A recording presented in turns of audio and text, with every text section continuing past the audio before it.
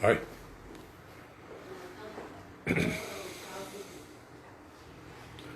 Olá, muito boa noite. Sejam todos muitíssimo bem-vindos mais esta live do Santa Genoveva Complexo Hospitalar, onde sempre abordamos às quartas-feiras, neste horário, um tema de importância para a nossa saúde. Sempre temas relevantes, com a participação de especialistas que dissecam os temas apresentados por nós aqui neste momento. Hoje nós vamos dissecar o problema do Alzheimer.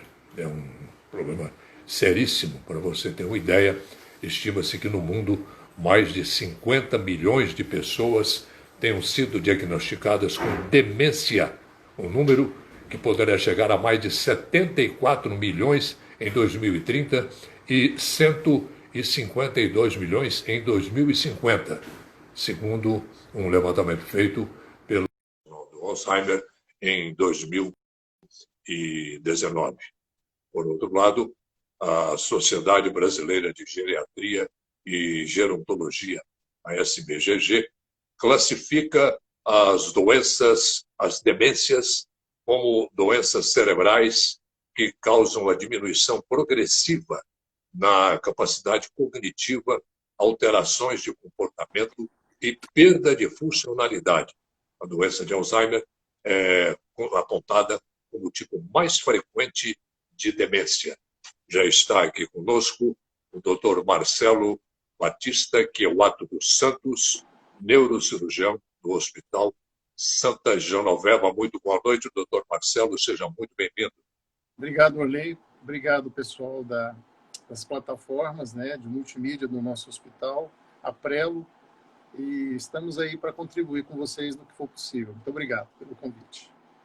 Bom, o doutor Marcelo, para apresentá-lo melhor, possui graduação em Medicina pela Universidade Federal de Uberlândia, é especialista em neurocirurgia pela Universidade de São Paulo, Faculdade de Medicina de Ribeirão Preto, mestre em Ciências e Tecnologia pela Universidade Federal de Uberlândia, é membro titular da Sociedade Brasileira de Neurocirurgia e coordenador da Comissão de Credenciamento de Serviços da SBN. É membro da Academia Brasileira de Neurocirurgia, da AO Spine Latin America e AO Spine International. Presidente da Sociedade Mineira de Neurocirurgia, médico adjunto ele foi presidente da Sociedade Mineira de Neurocirurgia entre 2013 e 2014. É médico adjunto do Departamento de Cirurgia da Universidade Federal de Uberlândia e chefe do Serviço de Neurocirurgia na mesma instituição e neurocirurgia no Santa Genoveva Complexo Hospitalar. Bom, vamos lá, doutor Marcelo. Qual a importância dessa data, que é o Dia Mundial da Conscientização da Doença de Alzheimer? Bom, a conscientização da doença de Alzheimer é muito importante para a gente lembrar que essa doença ela é uma doença muito prevalente na população. Hoje afeta cerca de 50 milhões de pessoas no planeta e é a sexta causa de morte nos Estados Unidos, Causas indiretas, mas que envolvem a doença de Alzheimer como doença de base. E essa doença tem alta prevalência, então, e vem tendo um crescimento exponencial na Norte América, na Europa Ocidental e aqui na América Latina também. E estima-se que provavelmente em 2030, por essa progressão geométrica que a gente está vendo da doença, cerca de 75 milhões já estarão diagnosticados com a doença de Alzheimer. É um número expressivo demais, hein, doutor Marcelo? Eu estou vendo aqui um número da Sociedade Brasileira de Gerontologia, que no Brasil, das mais de 29 milhões de pessoas acima de 60 anos, aproximadamente 2 milhões de pessoas, têm demência, sendo que 40% a 60% delas são do tipo Alzheimer. Você confirma esses números? Exatamente. Na realidade, a doença de Alzheimer ele faz parte do conjunto clínico das demências. Então, você tem a doença de Alzheimer, a mais comum, cerca de 70% da prevalência das demências em geral, Mas você tem também a demência cerebrovascular oclusiva crônica, que é aquela doença que afeta a microcirculação encefálica. Era muito comum antigamente, né, as pessoas mais antigas falam, olha, aquela pessoa está ficando esclerosada e tal, não está... Então, é exatamente esse tipo de problema. E as duas doenças podem serem concomitantes, a doença de Alzheimer junto com a doença cerebrovascular oclusiva. E temos outros tipos de demência menos comuns, né? Então, a doença de Alzheimer, disparado, é a mais frequente na população. Como é que essa doença se caracteriza, doutor Marcelo? Ela pode ser classificada, né, como precoce quando ela acontece abaixo de 60 anos de idade, a partir dos 50 anos, e pode ser tardia a partir dos 65 anos. Então, ela tem uma característica associada à idade. Normalmente, os sintomas iniciais são a perda de memória para fatos recentes, que chamamos de memória de trabalho, né? Então, aquela pessoa não consegue mais lidar o dia a dia, fatos cotidianos simples, ela começa a esquecer, é a memória de trabalho de curto prazo. E no decorrer dos sintomas, o paciente vai perdendo progressivamente a capacidade para lembrar ou fazer atividades cotidianas mesmo, o que pode incapacitar para trabalhar e gerir a sua própria vida civil, né? Então, a base da doença inicialmente são os problemas relacionados à memória. Tanto a memória, basicamente, de curto prazo, e depois, com a doença mais avançada, a memória de longo prazo, que a gente chama de memória episódica, aquela de resgate que a pessoa tenta lembrar de coisas antigas também. Dizem que o Alzheimer, doutor, isso é uma pergunta que está chegando aqui, a pessoa mais jovem, a pessoa mais idosa, ela se lembra do fato bem anterior, quando ela era criança, quando era jovem, por exemplo, e não se lembra de uma coisa que aconteceu ontem e na semana passada. Isso é fato. Isso é um fato. Por isso, essa caracterização da fisiologia do cérebro, da memória de trabalho, você depende de algumas etapas para confirmar a memória, né? Que são a codificação, a retenção da memória e o resgate. Isso é um aprendizado que a pessoa tem que fazer no dia a dia para estimular a memória, né? E na doença de Alzheimer, a pessoa perde essa capacidade da memória de trabalho. Aí ela fica só com a memória, essa memória mais antiga, que a gente chama de episódica, e a memória semântica relacionada às questões de linguagem. Então, como a doença é progressiva, ela afeta inicialmente a memória de curto prazo, e ela progride até a memória mais antiga também. Entre esses sintomas iniciais, doutor Marcelo, está aquela coisa, dentro daquilo que o senhor falou, que é o sintoma de trabalho, aquela coisa toda. Esquecer o nome de uma pessoa, esquecer uma data, esquecer o nome de um filme que eu vi a semana passada. Exatamente. É por aí. É esse tipo de memória, são coisas mais simples, né? Agora você fala assim, eu lembro daquela reunião da minha família, do meu avô, na casa dele há 20 anos. Ela vai lembrar, porque aquilo ficou mais cristalizado na memória dela, porque envolve mecanismos moleculares. Então, essa vivência, as vivências ficam mais retidas. A memória de trabalho, que é essa do dia a dia, aí você tem mais dificuldade de lembrar. E se você não treinar, você também começa a perder essa memória. Ela exige treino. Antigamente, doutor, as pessoas, os nossos pais avós diziam que a pessoa ficou caduca. Caduquice tem alguma coisa a ver com Alzheimer? Tem, né? A caduquice, na realidade, é um jargão popular, e a caduquice é a própria doença de Alzheimer, na realidade, né? Porque a doença de Alzheimer, ela está ligada com o envelhecimento. E é a demência mais prevalente na população acima de 65 anos. E, na realidade, existe uma questão muito séria, que, na realidade, quando a pessoa já tem os sintomas iniciais do Alzheimer, ela já poderia ter um diagnóstico precoce de 10 anos atrás. Mas ela não manifesta da maneira mais contundente quando começa a perder memórias para coisas simples. Então, quando ela já começa a perder memória para coisas simples, é porque a doença já está de médio para avançada. Então, a caduquice é a própria doença de Alzheimer. A Winnie, ela pergunta, quando tem o fator genético na família, existe forma de evitar? Na realidade, o fator genético ele foi estudado, mas ele não é bem a herança, não é propriamente genética na doença de Alzheimer, ela não é hereditária. Cerca de 1 a 2% das pessoas com demência mais precoce têm características hereditárias, sim. Né? Mas na doença dessa, do envelhecimento, a partir de 65 anos, o Alzheimer, que a gente chama de Alzheimer, doença de Alzheimer pura, não tem como evitar. Não tem jeito, exceto modificando os hábitos de vida, isso podemos comentar depois, já antes dela aparecer, né? Antes da doença se manifestar.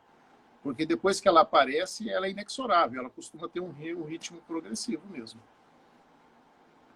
O senhor, de certa forma, já respondeu essa pergunta, mas está chegando aqui. Se o Alzheimer acomete apenas pessoas idosas ou pode ser diagnosticada em adultos jovens também? Não, pode ser diagnosticado em adultos jovens. O importante é você fazer o diagnóstico diferencial de outras demências que podem acometer pessoas mais jovens, né? Por exemplo, a demência frontotemporal, que é um outro tipo de mecanismo de demência que pega pessoas mais jovens, mas a própria doença de Alzheimer também pode acometer, muito mais raramente, pessoas mais jovens. Mas, normalmente, como a gente sabe aí, pelas estatísticas que você leu, ela é muito mais comum a partir dos 65 anos de idade. É uma questão do processo de envelhecimento do cérebro, né? Então, ela faz parte desse contexto. O Carlos Alberto, lá de Uberaba, ele pergunta se o Alzheimer pode ser hereditário. Pode ser hereditário, bem com muito menos frequência, né? As estatísticas geram em torno de 1 ou 2% só têm caráter hereditário naquelas pessoas que têm a demência mais jovem em casos da família. Mas a doença, o contexto geral da doença de Alzheimer não é hereditário.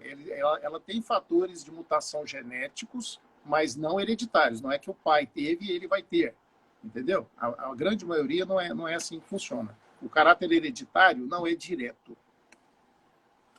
Entendo. Doutor Marcelo, existem tratamentos eficazes que são capazes de retardar a evolução do Alzheimer? Então, infelizmente não. Né? Na realidade, essa doença foi descrita há mais de um século, né? Para ser mais exato, no ano de 1906.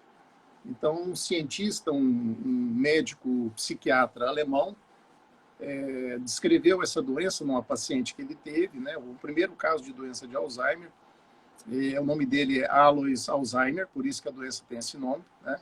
É um alemão que descreveu uma paciente, depois ele fez o estudo pós-mortem do cérebro dessa paciente e viu as alterações da doença de Alzheimer que são iguais até hoje.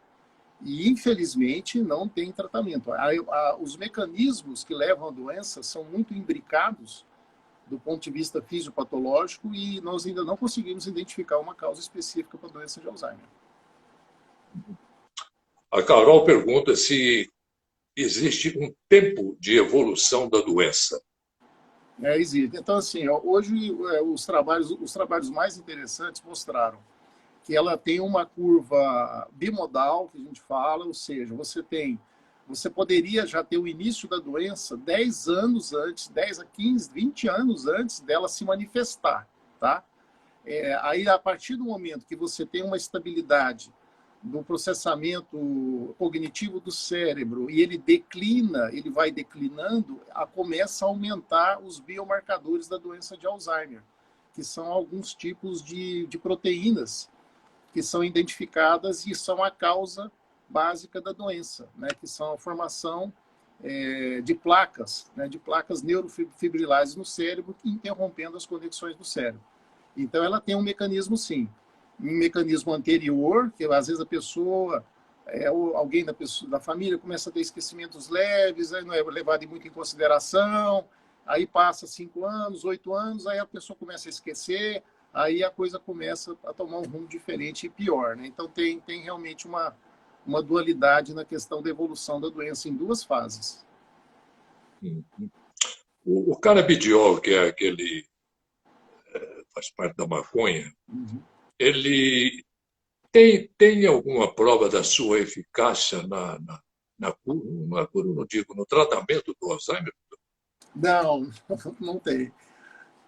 Na realidade, foram feitos, teve uma publicação recente, 2019, que sobre mais de 20 trials, que a gente fala, estudos randomizados da indústria farmacêutica, a melhor em todo o mundo, fazendo estudos para ver se tinha alguma medicação que poderia ajudar, né, no retardo da doença ou mesmo melhorar o processamento cognitivo no cérebro, e principalmente para poder bloquear a doença, e mais de 25 estudos farmacológicos de laboratórios importantes no mundo inteiro, chegou na fase 3, pararam porque não dá resultado.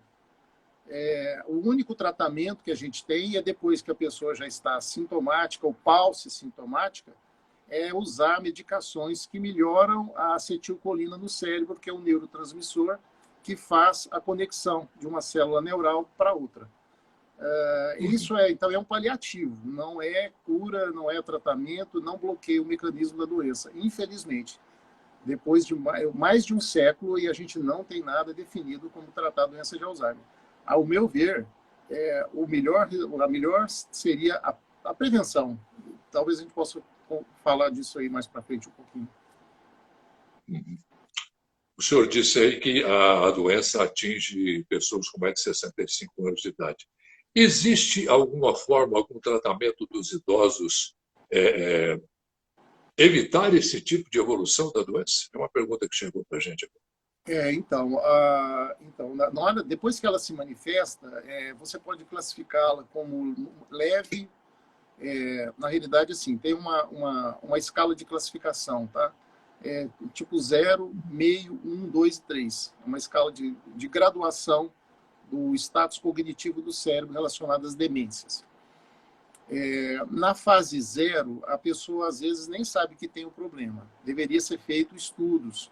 Tem vários trabalhos mostrando que estudos avançados de neuroimagem, como o PET, a ressonância funcional, e mesmo hoje alguns biomarcadores, né, que a gente pode estudar no líquor, tiro uma amostra do líquido cefalorraquidiano para estudar a presença dessas proteínas. Fora isso, quando você passa para a fase leve, e você pode tratar, o resultado é melhor, mas quando entra na fase intermediária, aí pode ter uma evolução que a gente não tem uma definição. Pode ser de 5 anos, pode ser de 10 anos, pode ir rapidamente, em 7 anos a pessoa ficar bem deteriorada e ficar totalmente dependente. Não tem uma fórmula específica e matemática para calcular essa doença. Cada pessoa tem uma reação e uma evolução especial e diferente, né? Não tem um modelo para isso, não. O Alzheimer pode ser uma doença fatal, doutor? Uma doença, perdão? Fatal? Fatal? Não, ela não é a causa de morte direta, né? É um processo degenerativo crônico do cérebro. E normalmente as causas de morte relacionadas à doença de Alzheimer são as complicações do paciente que fica dependente, né? Acamado, e começa a ficar muito fragilizado, então começa a ter fenômenos tipo tromboembolismo. Vocês estudaram esse assunto recentemente aí, né? Um tromboembolismo pode matar o paciente acamado. E outras causas, né, cardiovasculares, mas a Alzheimer em si, ela deteriora, ela deixa o paciente totalmente dependente, mas não é a causa direta da morte do paciente. Tem outras causas sobrevenientes que vão causar o fenômeno da morte. Uma pergunta aqui. O meu pai tem Alzheimer há 20 anos. Infelizmente, ele já está em um estágio bem avançado da doença. Minha dúvida é saber se nesse estágio a pessoa consegue sentir as coisas, ouvir. Como é que é isso? Então, sim, né, em parte sim. É claro que a doença ela inicia-se nas áreas temporais do encéfalo, avança para o lobo parietal inferior e depois superior, e também pega áreas do lobo frontal do cérebro. Então, principalmente envolve as áreas de memória e a parte executiva do cérebro. Mas as áreas sensoriais, né, ficam parcialmente preservadas. Então, a pessoa não é um estado de coma. O Alzheimer avançado, de a pessoa estar dependente numa cama, Então, não é um estado de coma, ela é vigível, né? Então, ela pode estar ouvindo, sim, só que não tem como a gente medir isso daí, né? Teoricamente, você poderia fazer, talvez, um estudo funcional para saber quais áreas funcionam mais ou menos, mas pode ser que ele esteja tendo contato, mas não conseguindo falar mais, não conseguindo te Uhum. responder adequadamente. A Aline pergunta: doutor, meu pai tem Alzheimer e teve Covid-19. Ele ficou internado 11 dias e achamos que ele piorou. Existe uma relação? Não, na realidade, essa doença do Covid tem vários estudos, né? Um vírus novo que também parece que afeta o sistema nervoso central, tá? Tem vários trabalhos mostrando que ele é sistêmico mesmo, começa no pulmão e se espalha, né? Vamos dizer assim. Então, pode de alguma forma afetar, né? Porque o cérebro da pessoa com Alzheimer já é um cérebro muito debilitado. Já existe uma quebra de barreira hematoencefálica, aquela interface da circulação com o tecido cerebral, que é tipo uma proteção para o cérebro, e se essa barreira tá rompida, então mais toxinas podem chegar no cérebro e realmente pode ter alguma consequência, né? Mas o Alzheimer não leva a Covid é que complica a doença de Alzheimer, né? É uma comorbidade, vamos dizer assim. Exatamente, é uma comorbidade que pode afetar o paciente, né? Porque é um paciente frágil, acamado, normalmente tem múltiplas doenças, né? Então, pode sim. A Carol pergunta se existem alguns hábitos que os idosos podem manter para evitar a doença. Na realidade, isso é o que é o mais importante hoje, é a prevenção da doença. Não é, então, o idoso e mesmo a pessoa mais jovem, ela tem que pensar que ela pode ter a doença de Alzheimer. Então, os hábitos de vida são fundamentais na prevenção dessa doença, né? Então, a atividade física é fundamental.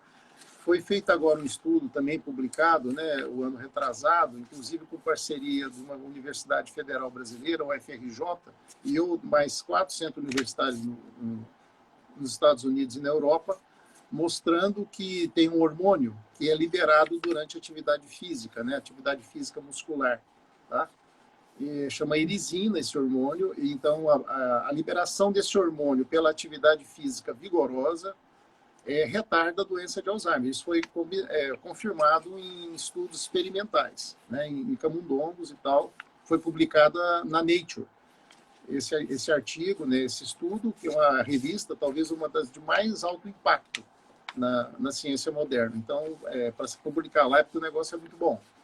Então, tem esse estudo, e isso aí é a prova, que a prevenção começa já na fase jovem. Então, a pessoa tem que fazer exercício desde 40, 50 e não parar nunca mais.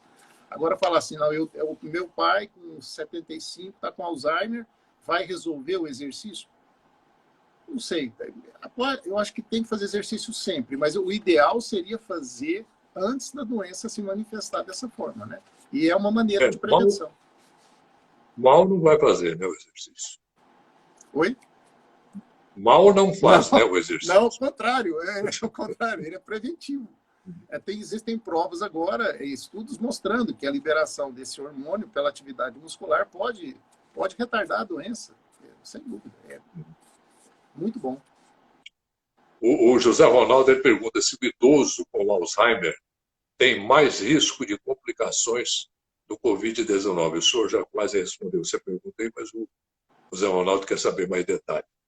Não, tem, né? Então, assim, se a pessoa tem um Alzheimer e ainda pega o Covid, mais o Covid, o risco dela fica bem aumentado, porque é uma pessoa frágil, né? Já com o pulmão debilitado, todas as funções orgânicas estão diminuídas, né?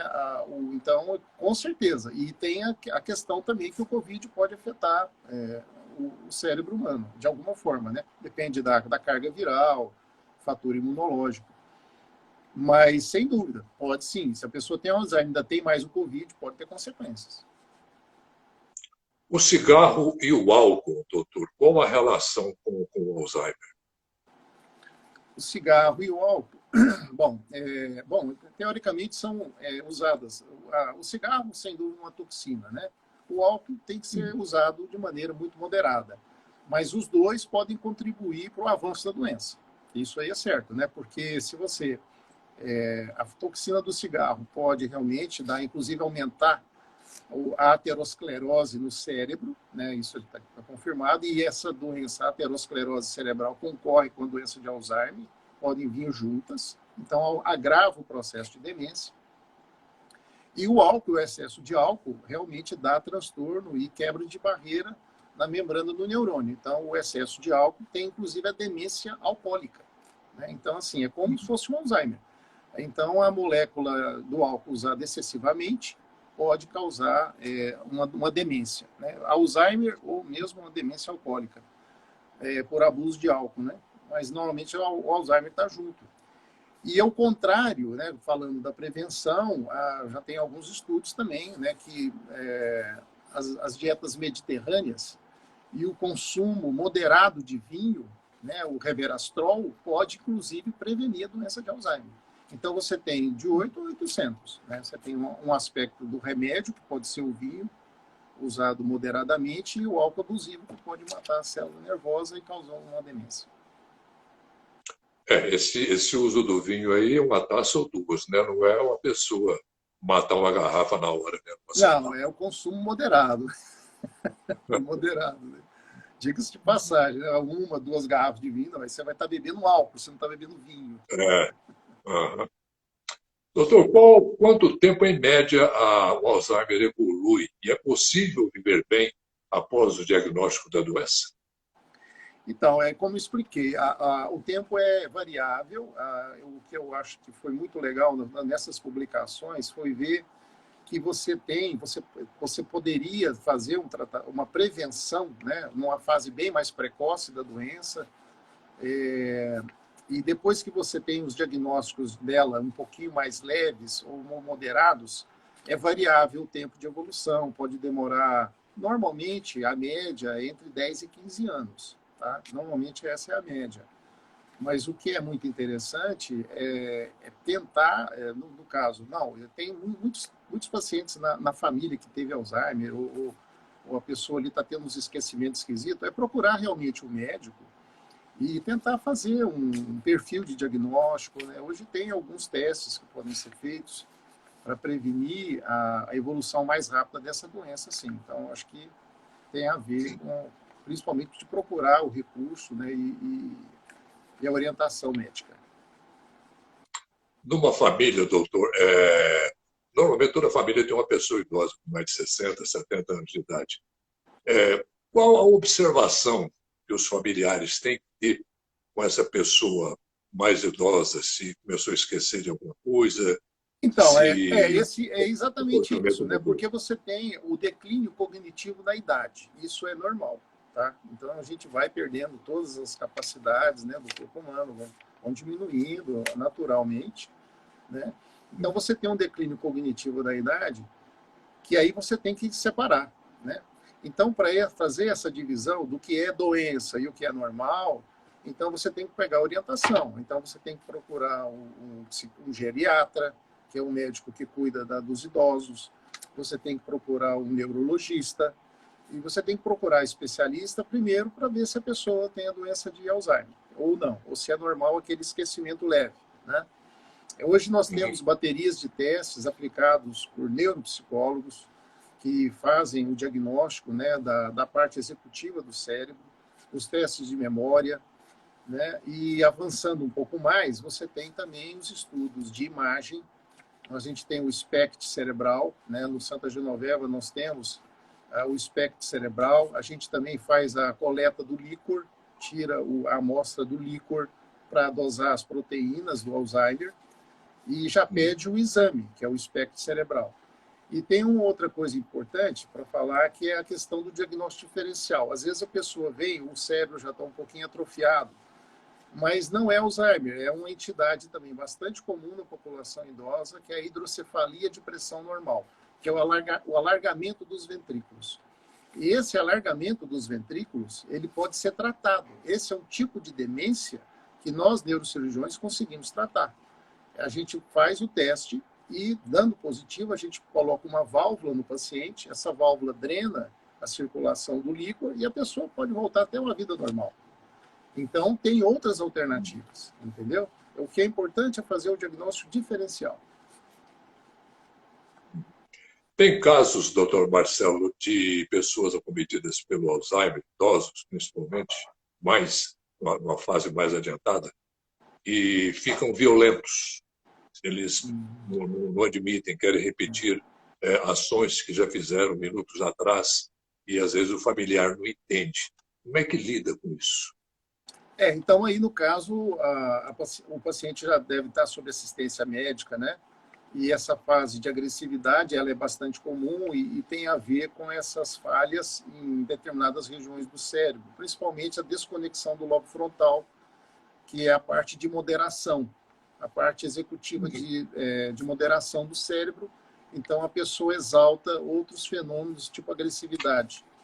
Então, isso acontece e isso tem que ser controlado farmacologicamente, com remédios. Aí o psiquiatra, o neurologista ou o geriatra dá uma medicação para diminuir essa questão do fenômeno da agressividade. Mas também tem a depressão do Alzheimer, que a pessoa fica totalmente coativa, não reage, e tem concomitância de doenças, né? Além da doença cerebrovascular oclusiva, né, que eu já expliquei, a pessoa pode ter uma paralisia de algum lado do corpo, ou parar de falar, e também pode ter concomitante a doença de Parkinson.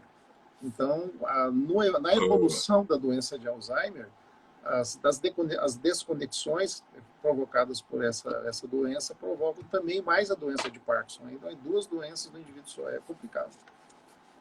Aí é o pior dos mundos, né, para o paciente, para a família, né? Exatamente, é o pior dos mundos. É uma coisa terrível, é muito difícil, não é fácil. E é por isso que a gente acha que o melhor caminho, primeiro, é continuar investigando, né, dando apoio, né, às instituições, as universidades pelo mundo afora que estão pesquisando essa doença, né? Tem vários institutos importantes no mundo tentando achar uma causa específica, um mecanismo que bloqueie isso aí, mas até agora foi em vão. Mas espero que logo eles consigam definir. E a prevenção, né, que eu acho que é o mais importante. Doutor, é verdade que uma pessoa acometida pelo Alzheimer, ele almoçou, acabou de almoçar, daí 10 minutos, tal, ele quer almoçar de novo, independente de ter fome ou não. É o hábito.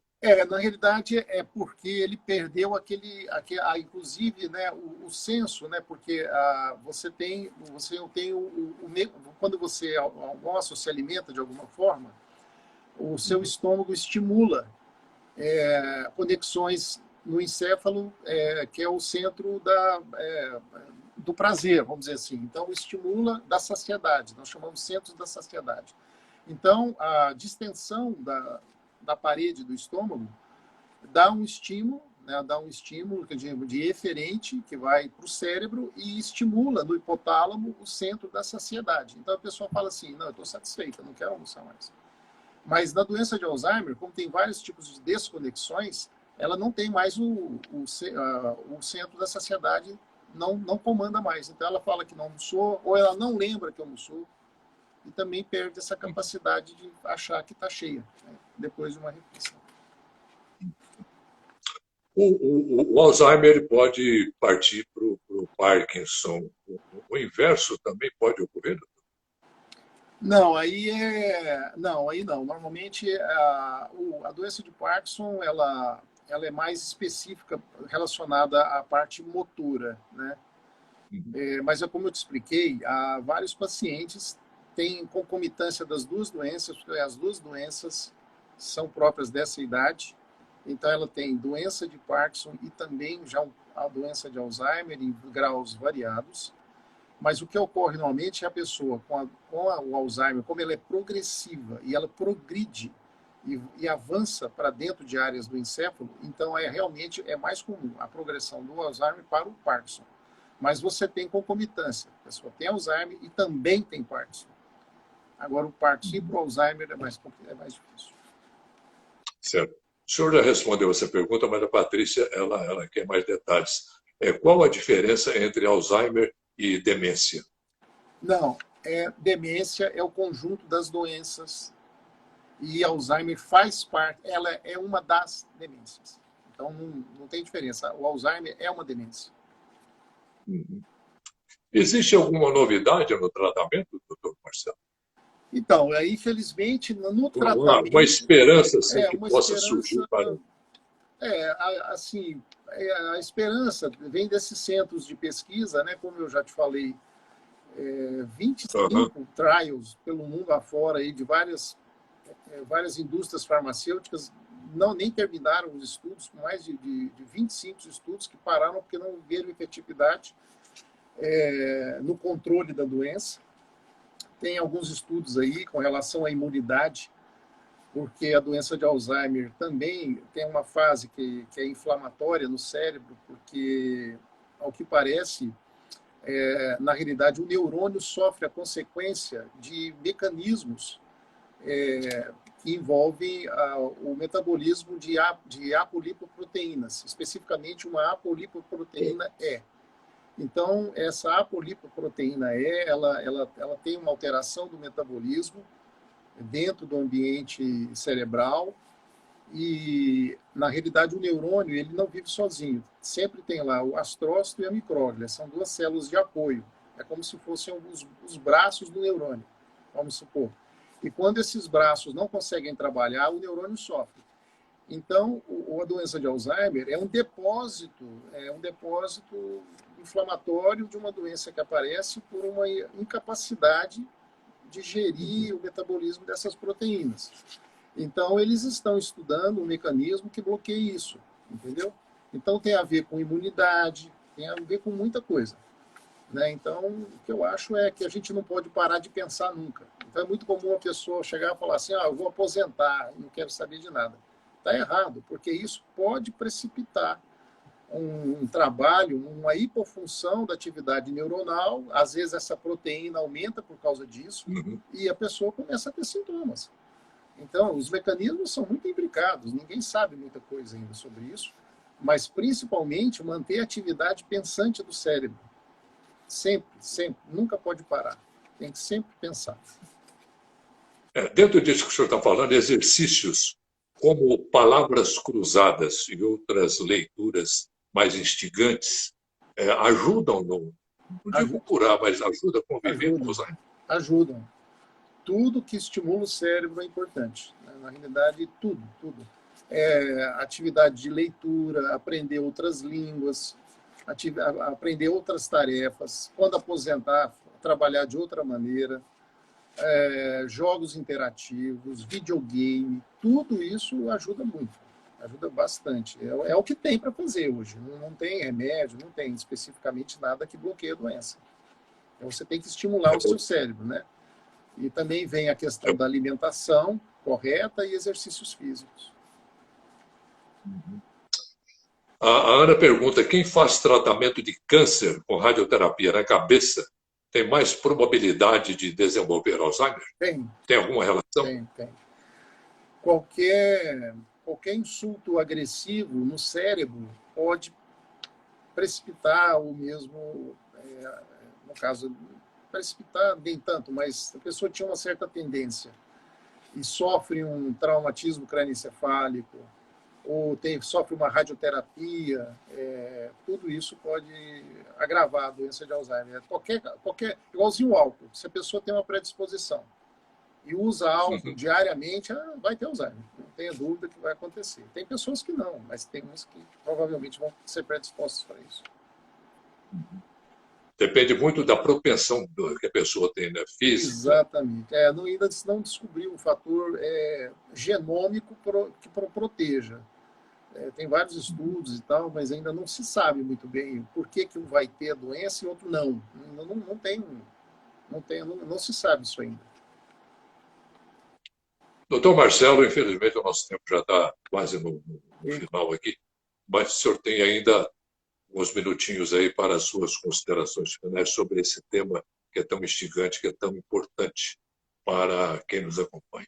Por favor, fique à vontade. Não, tranquilo. Eu acho que, assim, na realidade, essa questão da doença, até porque minha mãe teve Alzheimer também, Então eu sei o que é essa doença, doença terrível. Conhecimento de causa, né? Então, mas assim, eu não trabalho diretamente com a área neurológica, eu sou neurocirurgião e trabalho com as doenças cirúrgicas do cérebro e da coluna, mas a doença de Alzheimer, ela está diretamente ligada à nossa convivência. Todo mundo tem na família uma pessoa que já tem Alzheimer ou terá, e faz parte do cotidiano também da clínica neurológica no hospital, ver pacientes com Alzheimer e tentar ajudar.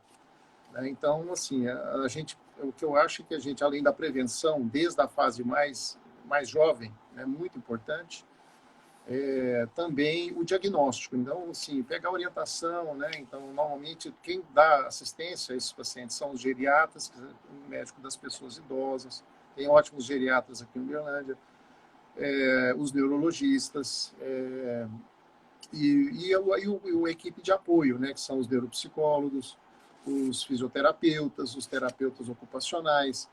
Então, é um time, você tem que ser envolvido por um grupo de pessoas que gostam de estudar a doença e tratar, e principalmente, tratar muito bem o paciente. Isso é o mais importante.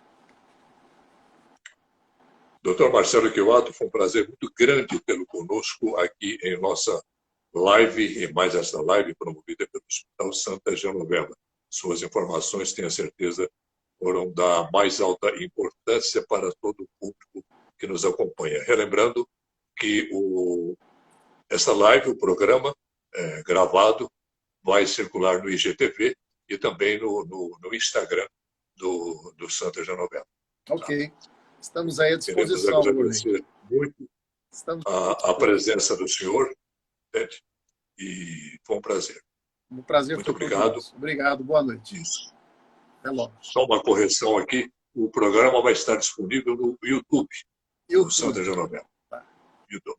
Tá. Beleza. Muito obrigado, boa noite a todos. Obrigado a todos que nos acompanharam. Até lá. Obrigado.